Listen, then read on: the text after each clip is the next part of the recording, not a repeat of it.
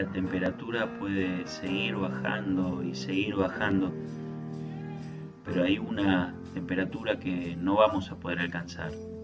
En este video vamos a hablar sobre el cero absoluto y la tercera ley de la termodinámica.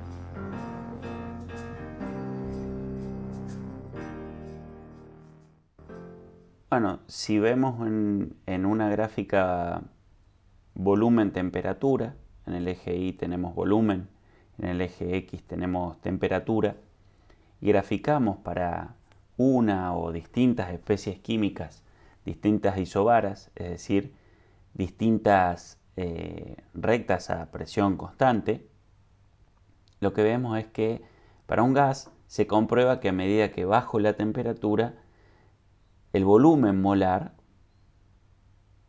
se reduce convergiendo a un mismo valor a baja temperatura, ¿sí? Vemos que a baja temperatura todas las isobaras convergen a un mismo valor, ¿sí?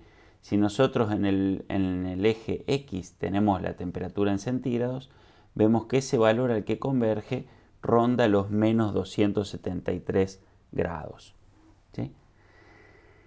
Además, se sabía que de la observación de motores a vapor se había calculado que la eficiencia máxima para una máquina que opera con agua en su punto de fusión y en su punto de ebullición, es decir, con agua hirviendo y con agua en su punto de congelación, rondaba los 0.268, es decir, alrededor de un 27% del calor que se tomaba de la fuente caliente lo lográbamos transformar en trabajo útil. También sabíamos desde lo que analizamos del ciclo de Carnot que la eficiencia máxima de un ciclo no depende del fluido, sino que depende solo de las fuentes térmicas, ¿sí? De las temperaturas de las fuentes térmicas. Por lo tanto, sabemos que la eficiencia de cualquier ciclo no depende de el fluido que estemos utilizando ni de la manera en que hagamos el ciclo, sino que depende solamente del cociente entre el calor que se extrae de la fuente caliente y el calor que se extrae que se entrega a la fuente fría, es decir, el calor QC que se entrega a la fuente fría y el calor QH que se extrae de la fuente caliente, ¿sí? Y a su vez, Carnot había llegado a la conclusión de que ese cociente entre los calores era igual al cociente entre las temperaturas de las fuentes térmicas. Es decir, que la única manera que tenemos de aumentar la eficiencia de una máquina térmica es aumentando la diferencia entre las fuentes desde donde toma calor el ciclo y a donde entrega calor el ciclo.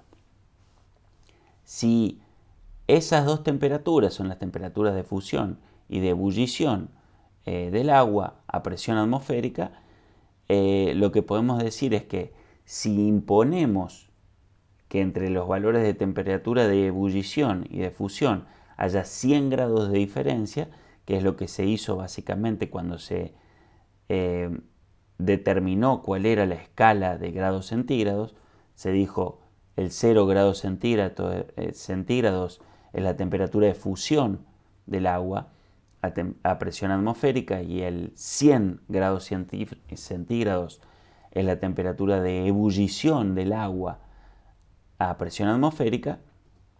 Tenemos dos ecuaciones con dos incógnitas, ya que sabemos que la diferencia entre las temperaturas de ebullición y de fusión es 100 grados y a su vez sabemos que la eficiencia máxima observada para una máquina térmica que opera entre esos dos valores de temperatura es casi el 27%. Por lo tanto, tenemos dos ecuaciones, una ecuación aquí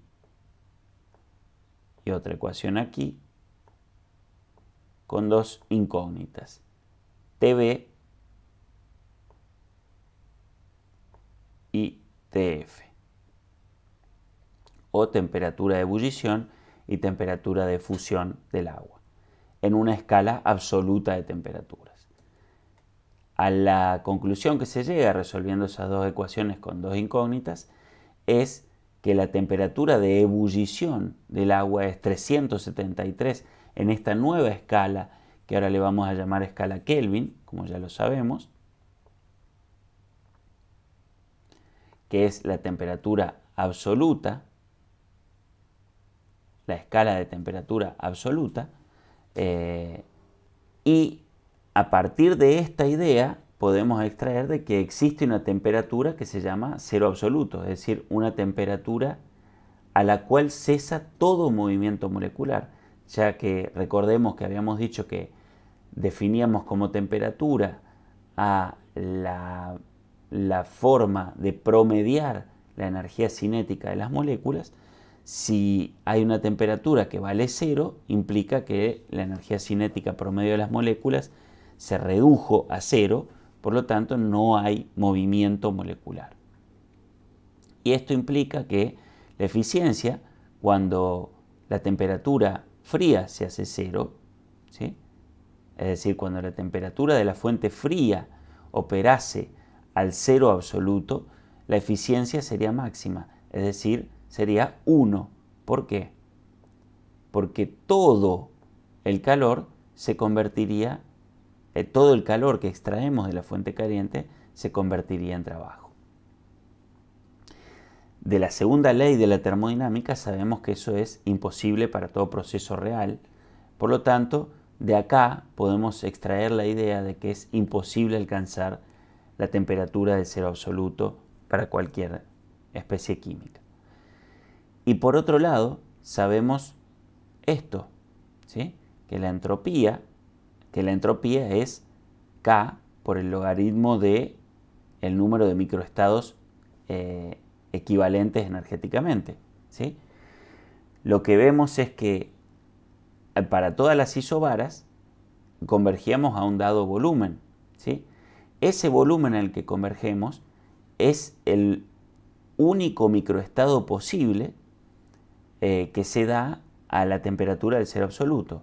Ese único microestado posible a la temperatura del cero absoluto es lo que denominamos el cristal perfecto, ya que en el cristal perfecto no hay movimientos moleculares. Eso implica que cada molécula en ese cristal ocupa una posición fija en el espacio, no se mueve de esa posición a medida que pasa el tiempo.